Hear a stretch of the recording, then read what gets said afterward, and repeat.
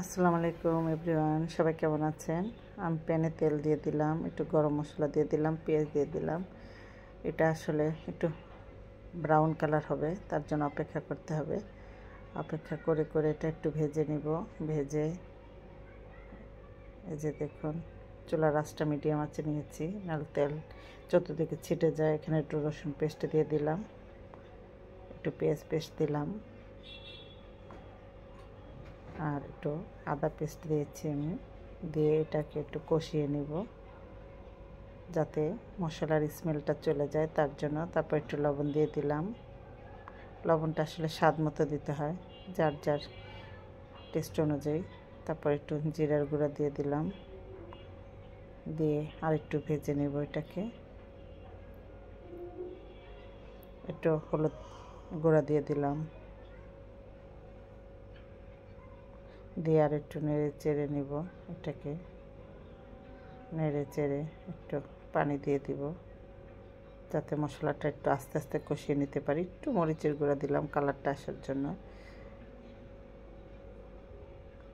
তারপর এটাকে দেখুন তেল ভাসা ভাসা হয়ে গেলে কয়েকটা টমেটো কুচি দিয়ে দেব। সবাই আসলে রান্না পারেন, আমিও দেখিয়ে দিই যেগুলো ইজি রেসিপি, যারা নতুন রান্না বান্না শিখছেন তাদের জন্য।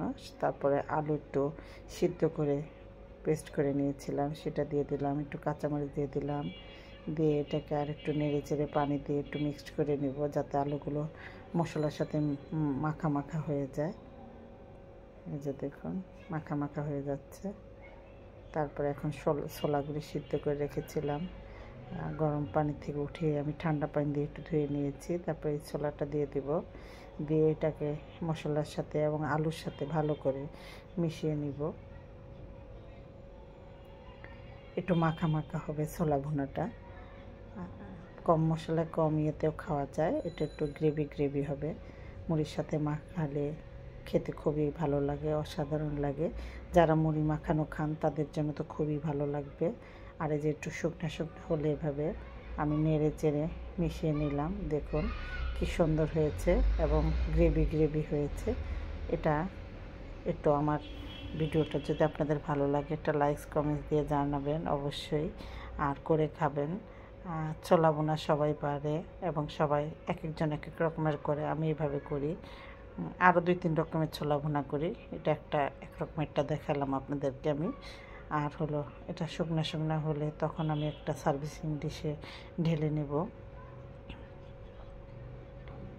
ঢেলে একটু ঠান্ডা হওয়া পর্যন্ত মানে অপেক্ষা করব, কারণ গরম গরম ছোলা মুড়িতে দিলে মুড়ি যে মচমচাটা থাকে সেটা থাকে না।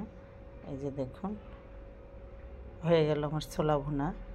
কি সুন্দর হয়েছে দেখতে, কতটা লোভনীয় হয়েছে। অবশ্যই করে খাবেন প্লিজ। আর আমার ভিডিওটা একটু দেখবেন মনোযোগ দিয়ে। তারপরে একটু পেঁয়াজ কুচি দিলাম, একটু শসা কুচি, একটু টমেটো কুচি দিয়ে এটা ডেকোরেশন করলাম। ডেকোরেশনটা যার যার মনের ব্যাপার। তারপর একটু শসা কুচি, আস্ত শসা দিয়ে দিলাম পাশে। দিয়ে এই যে কয়েকটা পুদিনা পাতা দিয়ে দিলাম, একটা লেবু পাতা দিয়ে দিলাম। এই তো দেখতে কতটা না লোভনীয় এবং সুন্দর হয়েছে, এমনি হয়েছে। আল্লাহ হাফেজ।